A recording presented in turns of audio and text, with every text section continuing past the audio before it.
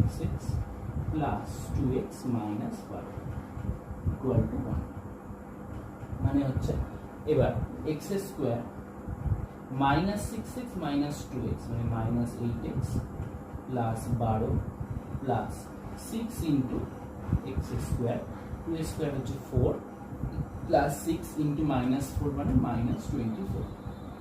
এবার এই পুরোটা ও পাশে 1 এর সাথে ইন্টু, তার মানে x square minus 6x plus 2x minus 12। এবার এই এক্স স্কোয়ার আর এই এক্স স্কোয়ার, এই এক্স স্কোয়ারটা এই পাশে আসলে কি হবে মাইনাস এক্স স্কোয়ার, তার মানে এই x square minus x square তো কেটে যাবে।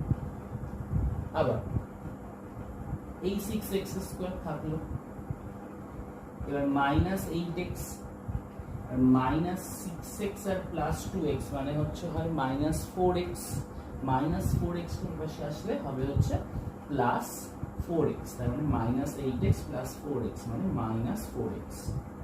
আর প্লাস 12 মাইনাস 24 মানে হচ্ছে মাইনাস 12, মাইনাস 12 আর এই মাইনাস 12টা এই পাশে আসলে হবে হচ্ছে প্লাস 12, তার মানে 0, মানে কেটে যাবে।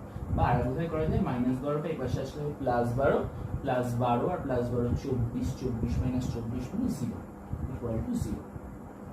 তাহলে এখান থেকে একটা 6x square equal to 4x, বা এরকম না করে